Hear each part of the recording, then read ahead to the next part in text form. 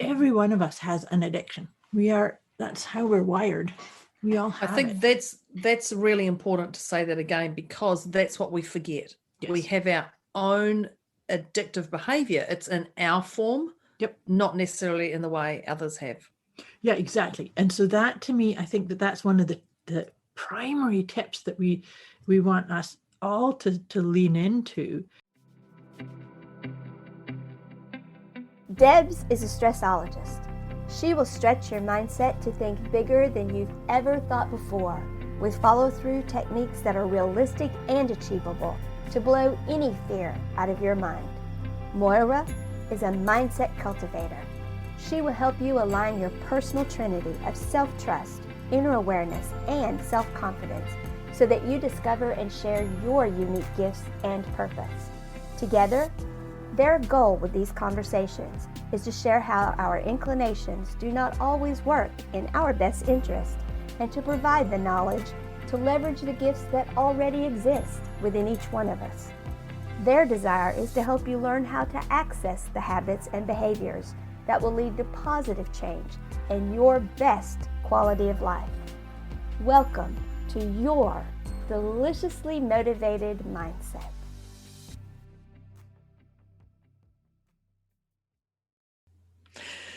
Do we love my music? This is a good morning, good afternoon, good evening.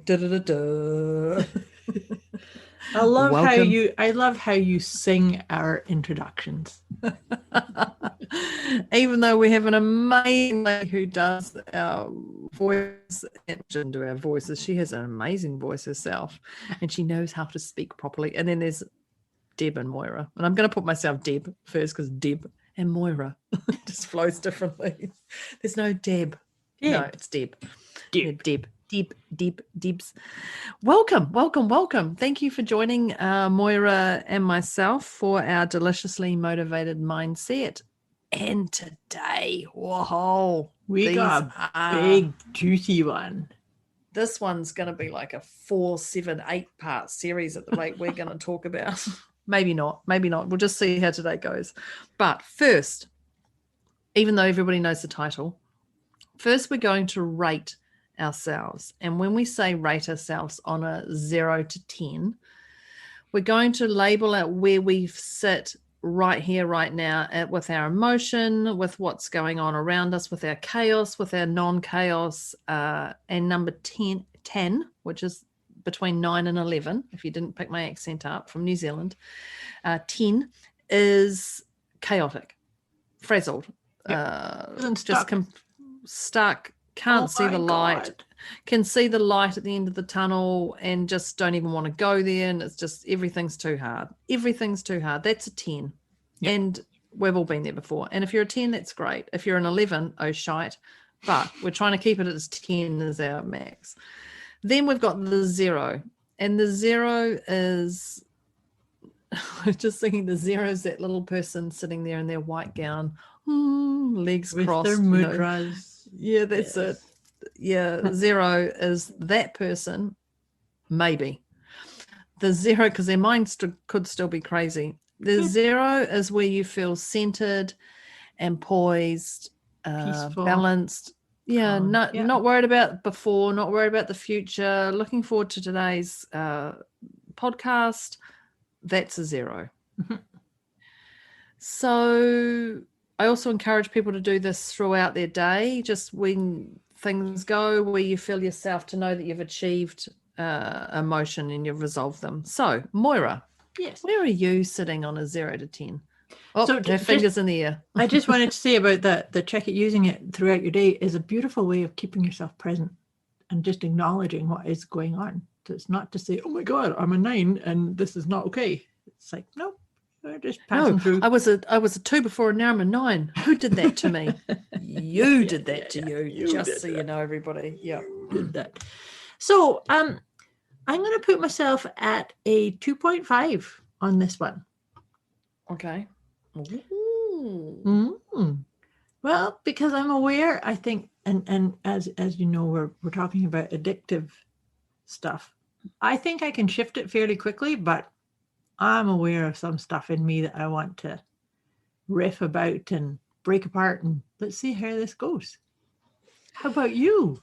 Well, I'm going to say a 1, and I had to giggle because we're going to talk about addictive behavior, and I've got bread in the house, and the bread, as I went to go to the toilet, I went to the toilet, and the bread went, come and have a piece of me. We've got some ham, fresh ham. Have a ham sandwich. And I'm like, I don't have time. I'm going to the toilet. That's my. And This is so our I inner was just dialogue. like, so I literally, my inner dialogue. So I literally quickly made a sandwich, half a sandwich, 1 piece of bread, and then do you know what I did? I ate the rest of it on the toilet.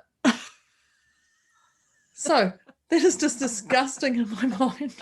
It was only 2 bites, people. But And then it was like gone. how? So that's clearly there's something that's clearly how we're going. We're going to talk about the top tips to handle addictive behavior. Now, Moira, I ate my ham sandwich because the bread called me on the toilet. I had the last 2 bites, and I said, now that's clearly an addictive behavior. Just because the bread called me into the Called kitchen. you and you had to obey. Yeah. White bread. Yep. So, and I can't believe I told people I ate on the toilet. Well, just so you know, if See, you've got that's how we judgment, roll then here. You need to listen. Then you need tell to you the listen to truth. all. Yeah, you need to listen to all our podcasts. We'll talk you down off the tree. Yeah, exactly, and we'll take you up there. So you're a 2.5. I'm a 1. Clearly got a little bit of guilt after even saying that. So top tips to handle addictive behavior. But first, Moira, I actually want to ask you, what is, quotation in the air, addictive behavior? What would you label addictive behavior? It's doing something, and actually you just described it really beautifully in that there's white bread in your house and it calls you. And so then all of a sudden it's almost like you have this compunction to do it because you can't not do it, right? It's the chocolate ice cream screams at you, the cookies call you, And you can't get it out of your mind until it's done. Yes. And so it's addictive behavior is getting into a groove or a rut or a rhythm of saying, I can't choose not to do this. Right. So that's a really great way to describe it. Yeah. So it's like giving something, some substance or some activity. I mean, let's face it. Every one of us has an addiction. That's how we're wired. We all have I think that's really important to say that again, because that's what we forget. Yes. We have our own addictive behavior. It's in our form, not necessarily in the way others have. Yeah, exactly. And so that, to me, I think that's one of the primary tips that we want us all to lean into is addiction isn't something that somebody else has. And then we get to sit there and go, oh, I'm all, totally healthy. You have all these great habits.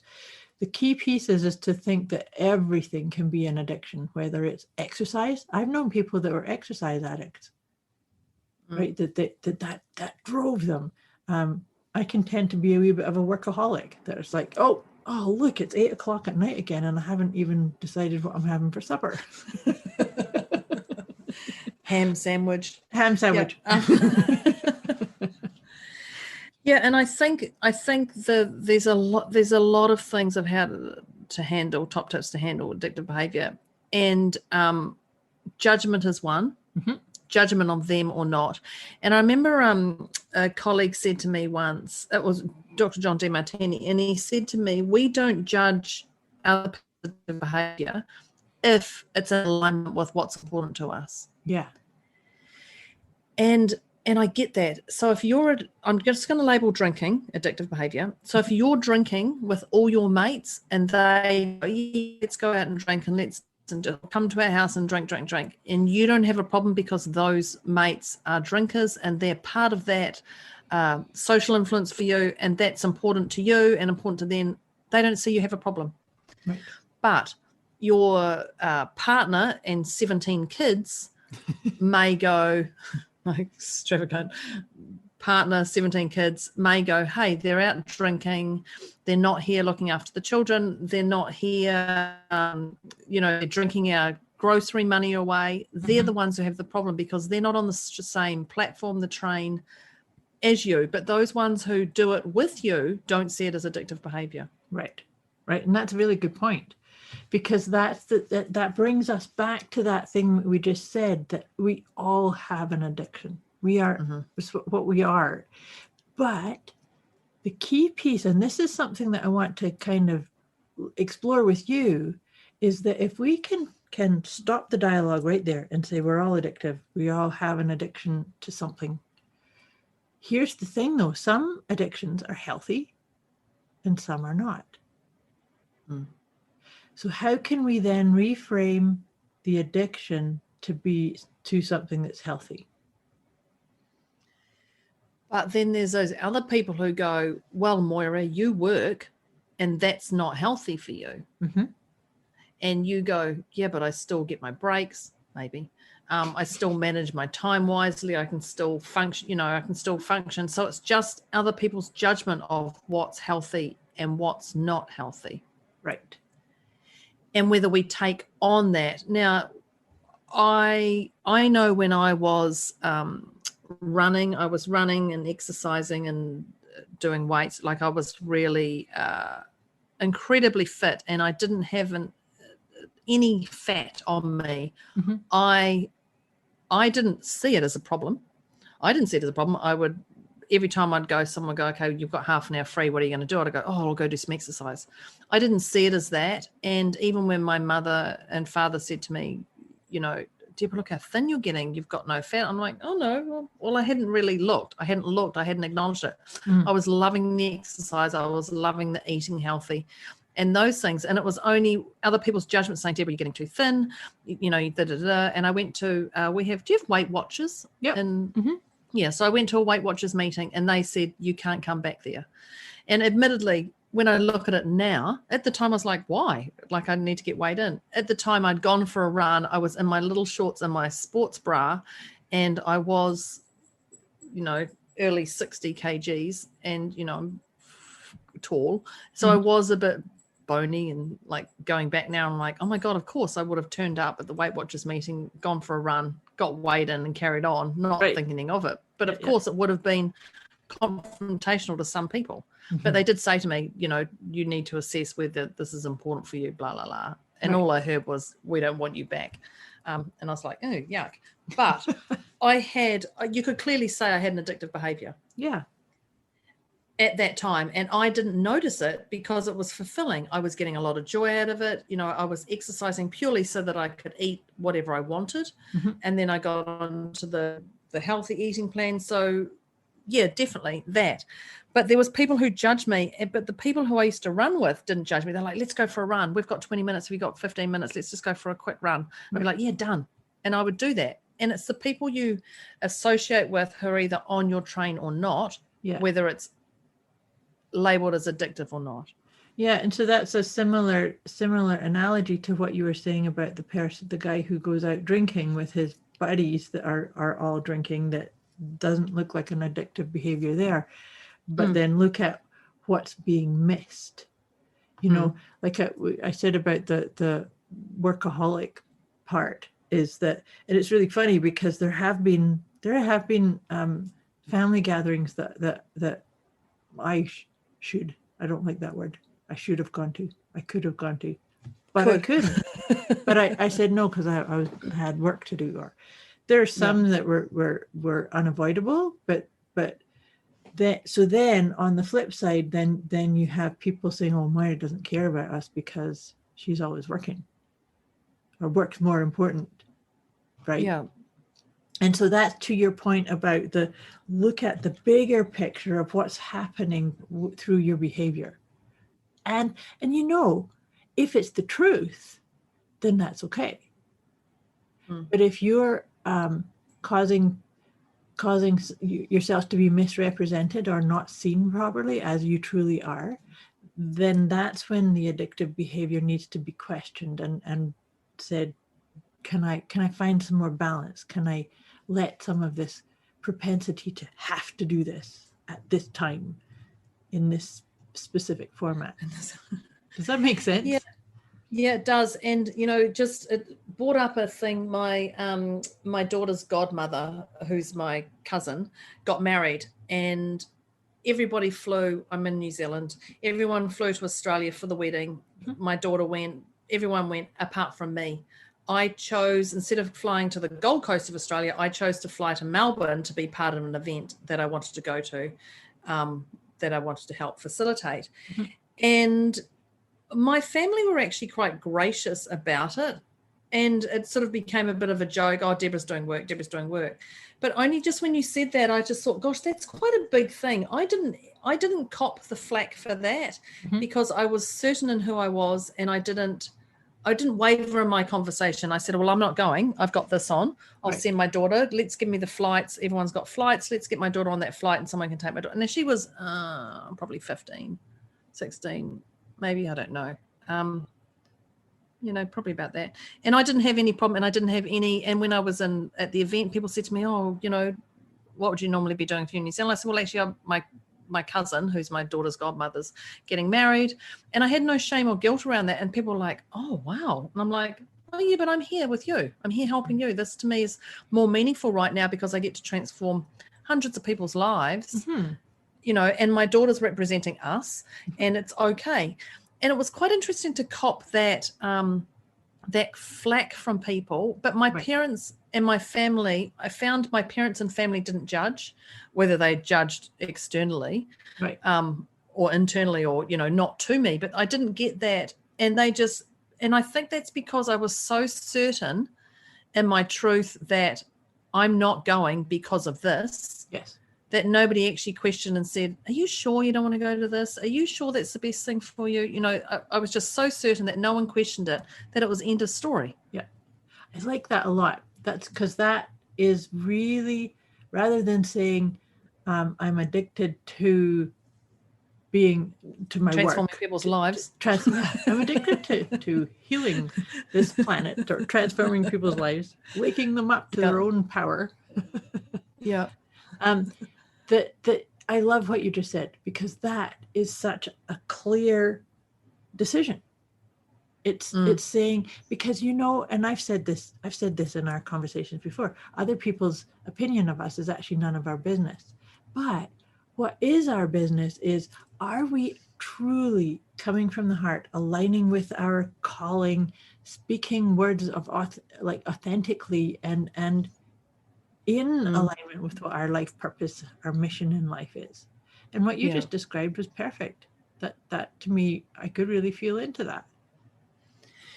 Yeah, it's interesting. It was people at the event were like, oh, wow, like you didn't go to your, and our family is incredibly close. And, if somebody's got any problems, we all rally around and, we're there to resolve it. And that's what I love about my family. Other people could say that's interfering. I don't know. I just see it as a great family. If you've got a problem, you put your hand up. And if you're having a great time, you put your hand up. Like, that's what we're there for. Yeah. But it's interesting to have the people at the event were just like, wow, you're here? You're not there at the wedding? I'm like, no, but I'm here. And it was just actually changing. And I had no element of guilt or shame or anything. It's like, no, but I'm here. I'm here helping you. Like, you're getting the win out of this. This is what I'm here to do. Also, another way of saying, do the frickin' work, because I've sacrificed my whole family just purposely for you. Not that I ever said that. Yeah, you better do the work because, that's the flip side. But it is around judgment from others of what's addictive and what's not. Absolutely. And that's why at the beginning of our conversation here is that it's off the table. Every single one of us here have an addiction. Some of them. Take ownership of as quick as possible. To settle yourself down. And so then, we can say, if I'm addicted to eating a plant-based diet, for instance. I'm not actually, but I'm not either. I have thought about it. I just let you know I have had this discussion 3 times in the last week, but as I have a ham sandwich on my bread. Your ham sandwich on your white bread. But that's the thing. In fact, I don't really like to say I only eat anything, because I try different things, and it's about being fluid and flowing with all choices. But understanding that actually, I was in part of a group over this past weekend, and we were talking about the addictive behavior to US politics. Drama, I was going to say, but yep, Yeah. same thing. Yeah. What's happening now? Oh, and then you see memes and all this kind of stuff in it. And actually, it was really funny because that's what was posed is just let's pretend for a moment that everything got resolved and there was perfect harmony and balance just overnight. Do you think that would actually work for people? Wow, like, no. No. As soon as you started talking that, I just went, they're going to create way bigger chaos. Exactly. And that was the whole point. I was like, yeah, no, they could. And that was like, we were kind of getting into that idea of addictions can be soft addictions. I think I'm going to call them soft addictions, where it's just like, I got to read this, and now I got to find this out, and now I have to find this out, and I have to always know the headlines or what's happening in this country and that politics. And that to me is more of a soft one, because you're sitting there in your own home. You're not really affecting other people other than your own well-being. But then you have the hard addictive behaviors, which is like substances or eating or exercise or work. But those are you're physically imbibing in something or doing something. Well, you can, and you can also say anytime your endorphins go up or down. Yeah. Your Good expectations, like when you're high, that's part of, like, yes, this is working. This is, gambling, gambling, anything, winning money, getting the job you wanted, that's, I've got to get that. I've got to get the next best thing, that's your highs and then your lows. And when you hit that low, your roller coaster gets derailed. Yeah.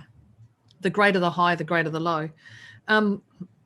Because there's two things on how to handle addictive behavior. There's yours and then there's others. That's right. and there's judgment, different flavors of judgment, wouldn't you say? Or whether it's somebody else's or yours. Yeah, that's exactly it. So it's like, they drink all the time. They drink all the time. Yeah, but you used to. Yeah. You used to be a drinker, but now you've stopped. You've actually now a smoker. Oh no, but I don't drink like I used to. No, but you smoke. Defending. Yeah, but I don't drink like I used to. Yeah, but you smoke illegal substances. No. But that's different. I don't drink like I used to. Yeah, okay. Stuck in one lane, just one lane. I'm not an addict because I'm not in that lane anymore. Yeah, that's actually a really good point, right? It's like, I'm not an addict because I don't do that behavior, and that's what I'm saying is that I never have. But it's and I've never done that. It's a very different, but have you done something like it? Right? Oh no, that's different though. It's totally different. You don't understand. Yeah. But and then the other thing too, though, is sometimes we avoid telling ourselves the truth about things that we're addicted to. Well, truth is your reflection, and then there's telling others, which is your transparency. And you can tell yourself all the truth you want, but until you tell someone else, then it doesn't you're actually exist. sitting in, you're still sitting in that denial bubble. A quick wee message before we get back to this episode. You can get access to a special gift Moira and Debz have put together for you. Go to deliciouslymotivatedmindset.com/gift. When you sign up, you'll receive instant access to an inner peace kit and the 30 Days of Wisdom program, both of which is intended to help you feel deliciously motivated right away. Go to deliciouslymotivatedmindset.com/gift. Anyway. Yeah, and that sometimes that you're sitting in the denial bubble because on some subtle unconscious level, you know that as soon as it gets spoken out, it makes it a thing. Yeah. So then you're going to have to deal with it. Exactly. But guess what? If it's milling around in your own freaking mind bubble, you're already going to have to deal with it, because whether you say it out loud or not, the universe is already hearing, going, so they're fearful that she's going to get caught about that. Wow. Okay. Absolutely. Yeah. And that's the thing, is this is a conversation I've had with many different clients over the years about having like a negative mindset or negative beliefs. And there's this propensity to have them, but then refuse to say them out loud because, if I say them out loud, law of attraction says I'm going to create more of that. My thing is too late. Yeah. Because it's already in your energy. It's already started. So I don't know about you, but I think that telling the truth about you and speaking it out does actually allow it to not have a hold over you anymore, and be solution oriented and find the flow, as opposed to not doing that, right? Yeah, and I had this conversation with someone at the weekend, and it's a part of healing. And there was a conversation I had with someone who's just confessed they're a quotation sex addict, and they've done this, and this, and it's a popular higher profile person. And well, I mean, we can go down the path of Tiger Woods, but at the end of the day, there's there's confessing to those close to you, and then there's confessing publicly. Right. Like for me, I believe you don't have to confess publicly, do a Facebook Live and say, this is me. Because it doesn't matter how grand you are in this world. The Queen doesn't have to go on Facebook Live. I didn't know she does Facebook Live. Like the Queen doesn't have to go on and say, this is my issue. This is what I did today. I didn't clean my teeth. Like she doesn't have to say that stuff. Of course not. Like she can say it to, the people around her will probably know if they lean in. but you don't have to go and publicly do it. You can just say it to those closest to you. And if it gets out, it gets out. You know, the ones you've shared it with, if they're going to take that to the media or whatever, they're not your closest ones to you. Well, yeah, exactly. They have no right to be in your inner bubble anyway. Yeah. So that transparency there's different levels of transparency of when you see it. But if you can see that you do this stuff and hold your own space, because the first key is, what is it you do? Like acknowledge it. Yeah. Go, actually, you know what? Yeah, I do work hard. Yeah, I do have a craving for white bread, because I don't even think I've had it all year. I do have that craving for potato chips, not as much for chocolate. I do have that. And the moment you acknowledge that is so powerful. I remember someone saying to me, how do you just have a little bit of chocolate and not want to eat the whole block? I'm like, well, I know it's not something that's really for me. I'll have a little bit and I just know it's there. Like I'll acknowledge it. Yeah. Like that's it. And they're like, but how do you not do the whole? I'm like, well, I know it. I know that's what it is. And I know if I eat the whole block of chocolate, I'm going to be really sick. Like my body's going to. Yeah. Yeah, I know that. So I'm not going to do that to myself unless I'm going to write off the next 3 days and I've got nothing happening in my diary. Then I'll go, okay, well, maybe I will eat that chocolate. But whatever your addictive behavior is acknowledging it. And the moment you acknowledge it, it just softens the whole thing right down. Well said. Because that's what I was saying. If you were to put it, yeah. I like that. And I completely agree with you, because it's like I was saying about addictive behavior is where you've allowed something else to have power over you. So in your example there, that block of chocolate has more power over that person if they say, oh my God, I have to eat the whole thing. Well, no, if and I love chocolate. I have a very sweet tooth. I do like chocolate. But I would not eat the whole block, because I would say, yep, I'm going to allow myself to have a piece of chocolate, and I will eat it slowly and really, really enjoy the experience. That's being present. You're being present, and then you feel treated, and it feels like a wonderful experience. I don't need to keep doing it, because like you say, when you do it to the end of the spectrum, then you're like, my stomach hurts. It's all gone out of the house. Well, guess what? The shop's down the road, so really it's not out of the house. It's still walking distance to go get it if that's what you want.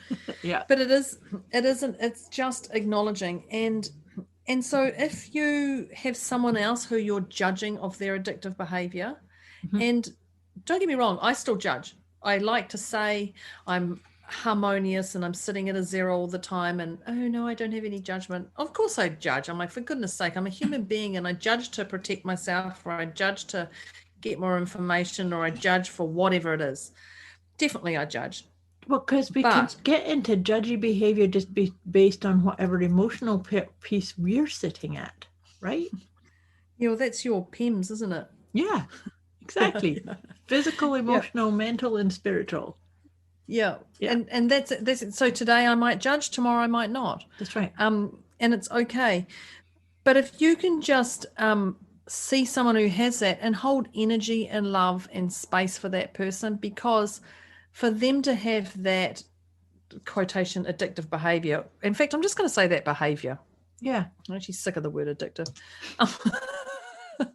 If they're going to have that behavior, then there's something going on for them. They have Yes. more of a desire for that than stopping it. Yes. Well said. So hold love energy for them. Just be okay. Because here's the other part, is that if that addictive behavior is in another person and you sitting there in judgment, that's terrible, that's dreadful, why are you doing that? Do you know that you're actually adding more of a reason for that person to hold on to it? As opposed secretly. I'm going to add in the Yes. word secretly. Invisible. It's the invisible tractor beam. Well, because then because you're making them you're shaming them, right? As opposed to just saying, I'd like them not to imbibe or to take that in, but that's it. Let go and love and accept who they are as they are. And we know when you truly love and accept, and I'm going to say truly, not just 99%, when you unconditionally love someone for what they've done or not done, who they are as a person, that's when they start transforming, because they don't sit and feel that shame and guilt of the bow and arrows that you're shooting at them. They just go, wow, they love me for who I am. And then suddenly they start changing themselves. That's right. Because they start feeling worthy of themselves more. Absolutely, because there's a level of comfort, and we all need that. That's such a nurturing space to sit for transformation. It's a fundamental piece on transformation, because transformation cannot be forced or dictated or mandated, right? It's something that you can add it to your list of your daily tasks, but it's going to come naturally, exactly, without you even knowing it. Or not. Or not. Yeah. Well, but you'll get to a point where you're just going to go, oh, look, I don't know if you can think of times where, I know I have many times in my own evolution, is I'll sit and I'll look at who's sitting right here and think, this time last year, who was sitting there? And think, whoa, look at the difference.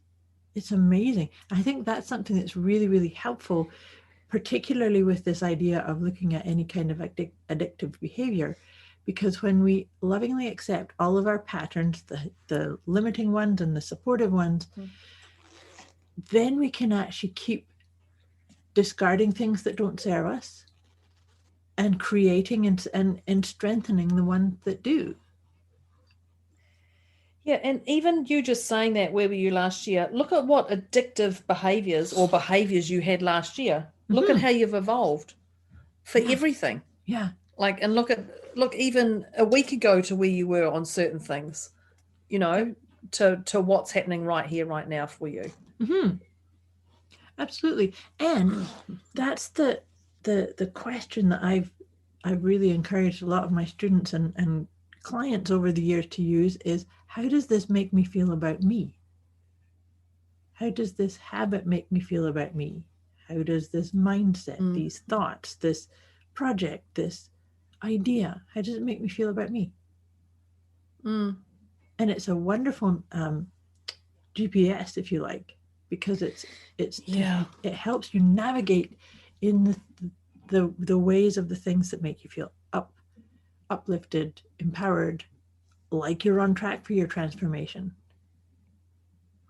And well, that's just like us rating ourselves at our core. How does, you know, and it's just, life is ever evolving. Mhm. And we think we haven't evolved, but when you look at where you were, and you may feel you've gone backwards and you may feel you've gone forward, but you're moving, and stagnant is just the worst thing ever. But if you can look at where you have moved from, where somebody says something and you don't react like you used to, or you just take it in and ponder, or you just go, wow, I hadn't looked at it like that, or you listen, you know, there's just so many different ways to handle things. And, you know, when people have this, you know, top tips to handle behavior, when this is, just stop and listen to them. What is their action saying? What is their words saying? Because if actions and words are aligned, this is really truly them. Like, and you'll feel the integrity, won't you? You'll feel that. Yeah. So if they say, oh, I need to give up smoking, and they're inhaling as much as they possibly can at the same time, well, clearly there's black and white there. There's no gray. You know, there's going to be some more other stuff. But watch people and just, we all want to be seen, heard, and loved. Absolutely. That's it. So if you can be seen and heard and loved for who you are, that's it. You want it. I want it. Why can't we all have it? Why can't we do that for other people? And when people have that behavior, see them for who they are, you know, hear them for what they're saying, and love them for who they are, for what they're doing, unless it's unsafe for you. Oh, good. That's a good I just part have to put that one in there. Yes, you do. Absolutely. Yes. Yeah. But it's about, I love what you said about the aligning it with the words and the actions, because, you know, this happened fairly recently. As a hypnotherapist, I work with people with addictions. And so I had this client, and he was funny because I was meeting with him virtually. We were meeting on camera, and he actually had no idea that his camera was on, so I could see him. He was coming on for a hypnosis session to give up smoking, and he was smoking. He was actually sitting in front of the camera smoking. Had no idea that I could see it. And so then as we get into the session, he at one point he's confessed that he had smoked right before the session, and I said, I know. And he was like, God, she's psychic as well. Oh yeah, but yeah. but here's the thing that was fascinating to work with this, because he said he wanted to give up, but he didn't. He did not want to, because as he was telling me his story, he told me how much he loved it and how long he'd been doing it.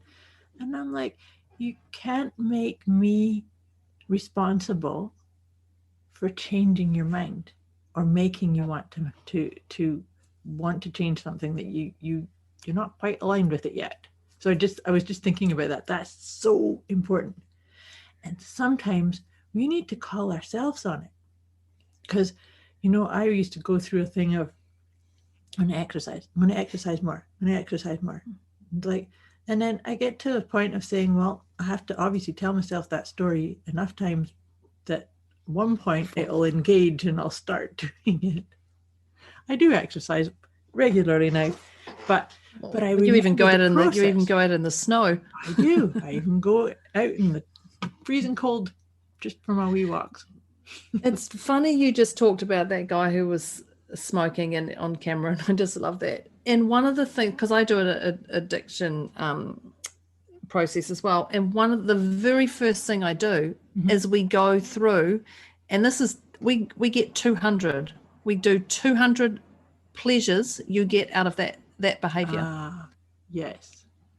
And we look at that, and and they go, oh, I don't get any. Oh, no, it's really bad. And then suddenly because 200 sounds like a lot. And they go, oh, that's a lot. I can't do that. And then suddenly it starts flying. And then they're like, oh, my God, no wonder I've struggled. Right.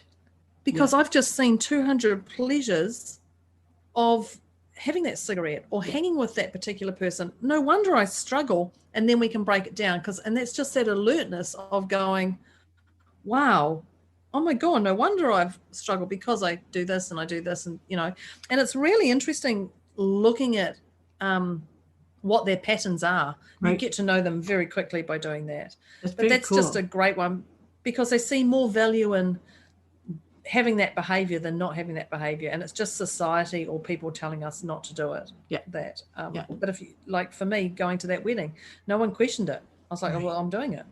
Like not going to the wedding, I mean. Yeah. Right. But to your point, you were very aligned. You weren't like, oh, I shouldn't, I'm going to go, oh, maybe I'm going to upset these people, or maybe my family thinks this, or maybe there was none of that for you. At the start, I had that. I was like, uh-oh, the dates clash. And then I worked through it and then went, oh, no, why am I even thinking like that? This is what's really important to me right now. Really important. I'm surprised my family didn't take a photo of me and post it up on all the wedding pictures, miserable bastards. Oh, there's Deborah. Yeah, but it's when you have certainty over what it is. And I took ownership, but I didn't take ownership as an a-hole. I just took ownership because it felt right to go and do what's important for me. And that is the other part in all of this, because we were talking about the judging ourselves for an addiction, judging other people for addictive behaviors, is that when we can clear that out, then you can set yourself up for a healthy path through it, right? What is mine to deal with, what is mine to navigate through, and what is mine to let go because it's got nothing to do with me. Yeah. Right. And to your point, though, only for the things that do not impact me personally, right? If you're in a relationship where somebody's addicted to spending all the money, yeah, or some kind of physical hitting you or something like that, then that's not okay. It's not even a case of judging it. It's just a case of saying this: I am worth better treatment than this. I'm worth a better relating or a better way of life, way of honoring me, right? Yeah, it's a way of honoring you, and making that having that certainty and allowance of what's important to me, and knowing it. Because I liked what you were saying there a minute ago about the going into the 200 pleasures of this addictive whatever it is. That's all about telling the truth. Just telling yourself the truth. Because when we get into it's a massive alertness. Yeah. It's just having the awareness of like, oh wow, who knew? This is what I think about this. Well, 200 sounds like a lot. And when you say that to people, they go, oh, I can't get 200. I can't even think about 3 from having that cigarette, and I've got a cough and I've got this and I've been told I've got this and I'm going to die, oh, I can't think of anything. And then suddenly they start flowing and it's like, whoa. Yep. And it's like, no wonder you're struggling. Look how many pleasures you get from this. That's right. Yeah. Having been a smoker myself, I get it. Oh yeah. Yeah. Well, and then yeah, like my mum was a smoker, and then when the moment she found out she was pregnant with my sister, she just cold turkey went no more, and was like, "How do you do that?" And she went, "I had a baby, like I was pregnant." Like, right. And they're like, "Yeah, but you're addicted to," It's like, no, I chose my unborn child's life over, like that was it, done. But and some people are like that. Some people are like that because it's like the hit. That's the wall. That's the line. That's important to her. Yeah. My youngest sister has been a long time smoker, and I'm super proud of her because she gave up a year ago because she became a granny for the first time, and like this precious new baby is like, yep, I'm going to be healthy around my grandbaby, and I'm so proud of her because I know I got my goosies. Who knew that she would actually do that. And she did it with a lot of ease. It's just like it was a non-negotiable. This is it. Yeah, that's the same with Mum. Mum said she couldn't understand what people were like. Well, how do you do that? And she's like, how do you not? You just do it. Yeah. Oh wow! Today's been an interesting one, isn't it, Moira? It's been an awesome one. I like this, and I think that maybe we will come and unpack more layers of that because there's such a stigma, I find, for this whole umbrella of addiction, addictive behavior. And I think that the more this is my little mission, is to help people realize, nope, we can't create this hierarchy. It's just, we all have an addiction of one thing or another. We all have addictive behaviors. It kind of goes hand in hand with being this human being. And we can have things that are, Deb, you mentioned the PEMS earlier. So we can have a physical addiction, we can have an emotional addiction, a mental addiction. We can even have a spiritual addiction, right? That there are people that are addicted to doing nothing but sitting with their mudras and meditating, but it's still an addiction because they're using it as a distraction to taking part disassociation. Yeah.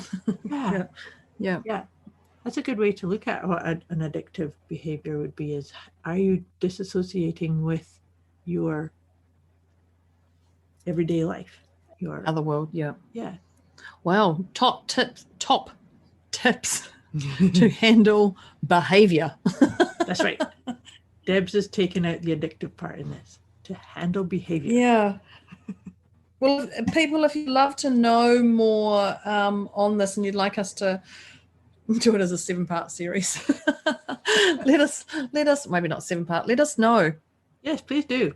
Let us know. And also please do reach out, because both Deb and I have our own toolkit and processes that we can help people if you're at a place where you're needing some help to release or overcome some kind of behavior. And the first thing I'm going to do is make them start writing 200 benefits. Yeah, so you might as well start that now, right? 200 benefits to what you're, and then go, Moira and Deb, I need you now, because I've gone beyond 200. I'm clearly would like some help. Absolutely. Well, listeners, thank you very much for being here. Absolutely. I'll wrap up today, I think. Well, I was just going to ask number. You. I said I was at a 2.5, and you said you were at a 1, right? I'm going to say a 0, but I do know that there's white bread in the house. I'm going to say 0 because I feel I've delivered content to people that they can easily pick up. I've looked at myself. I've looked at Moira. I haven't got judgment. I feel really lovely. Good. About today. So I'm going to say a 0. I'm going to say a 0 too. And I put myself at fairly high, but I fessed up and told you what I think of my addictive behavior. But I think the biggest piece of me, and like you, Deb, I feel like I've held space and opened a door, created an opening for people to start looking at themselves, at how can I be better and more loving and accepting of everything around me, myself and everything around me. So like I said, we all got an addiction of one shape or form or another, and it's okay, but we can choose and create some harmony and balance. Yeah, perfect. Yeah. Nice work. Well, you've got us both at a 0, so everybody let us know what they are at. Yeah, absolutely. And as always, we are here with loving support for anybody who needs or wants to go deeper, to dive deeper, to get more personalized support or help. That's our deliciously motivated mindset. That's us. That is us. Awesome. Well, my dear, I've enjoyed our conversation. I hope our listeners have too. And look forward to our next conversation. Yes. Thank you, everybody. Thank you, Moira. I appreciate today. Yeah, me interesting. Too. Being a good one. Thanks, listeners. Talk to you soon. Bye. Bye.